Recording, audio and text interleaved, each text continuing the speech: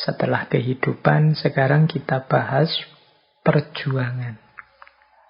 Jadi usaha, upaya kita dalam mencapai hidup yang versi terbaik. The best version of our life. Gimana caranya kita memperjuangkan hidup ini biar hidup ini bermakna dan kita puas dengan hidup kita. Ini ada beberapa nasihat dari Seneca sehubungan dengan hal itu. Yang pertama kata Seneca begini.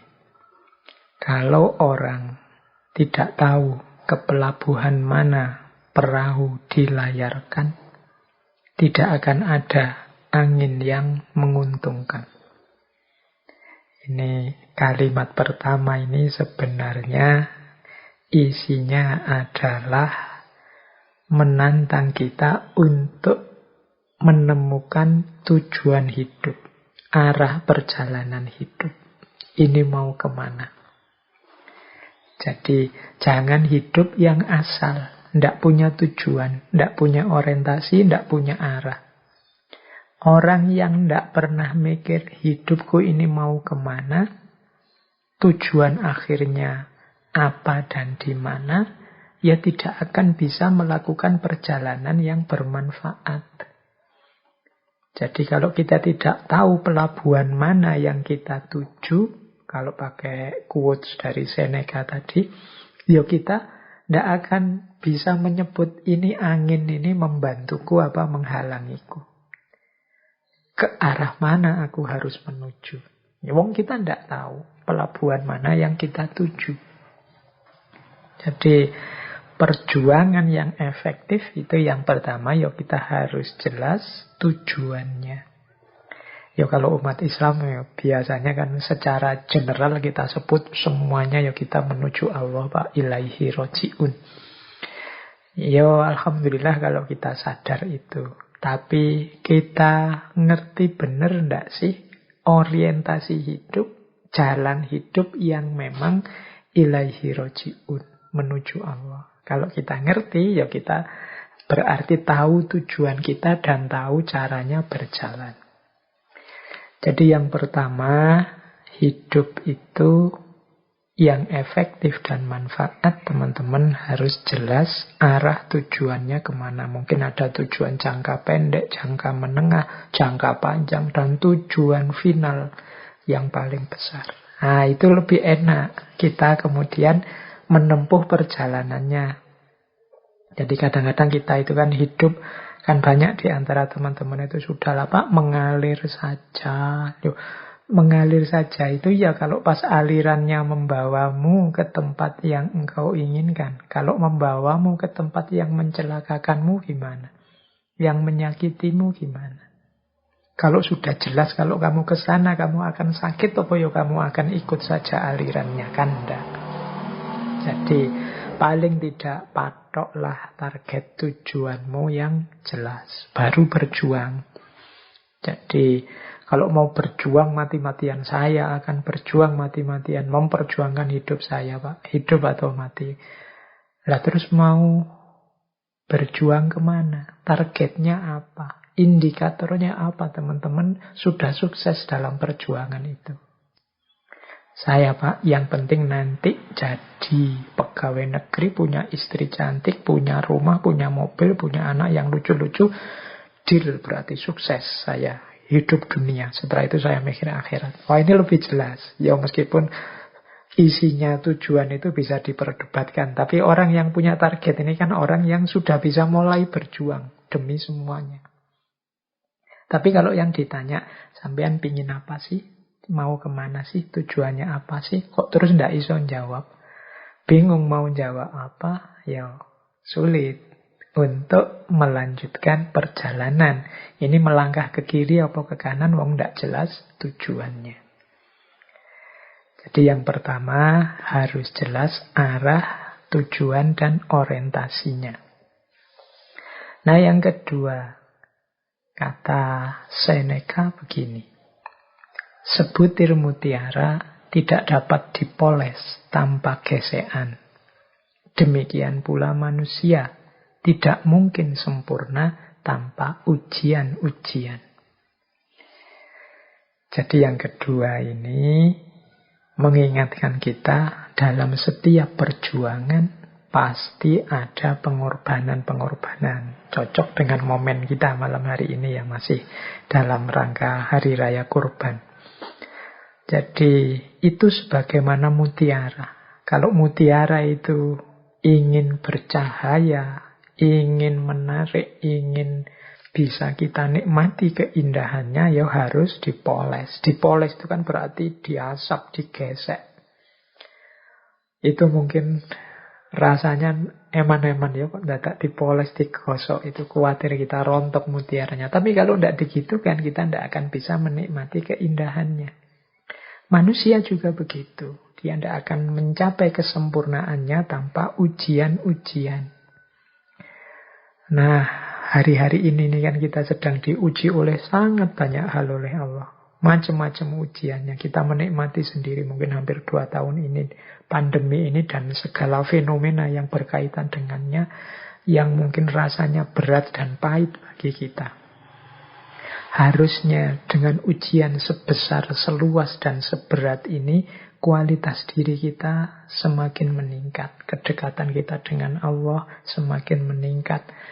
Kemudian hidup kita menjadi manusia yang makin berkualitas, semakin menyempurna.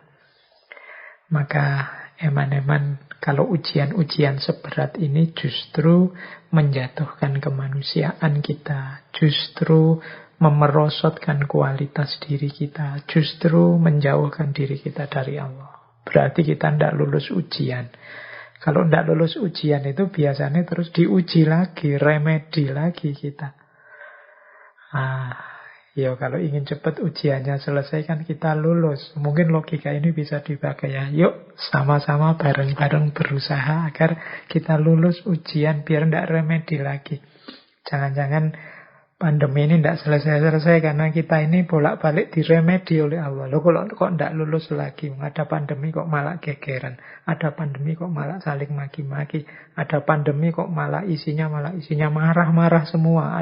Itu mungkin, wah ini nggak lulus berarti remedi lagi. Mungkin begitu logikanya. Jadi monggo yuk biar yang kita alami kepahitan-kepahitan ini berdampak positif untuk diri kita, semakin menyempurnakan dalam tanda petik kualitas diri kita, semakin mendekatkan kita pada Allah. Jangan sampai ujian-ujian ini memerosotkan nilai-nilai kemanusiaan kita, sehingga kita terus dapat label lulus, dapat ijazah dari Allah, engkau lulus, kualitas dirimu meningkat. Dan gantilah kepahitan itu dengan kenikmatan. La in syakartum la azidannakum.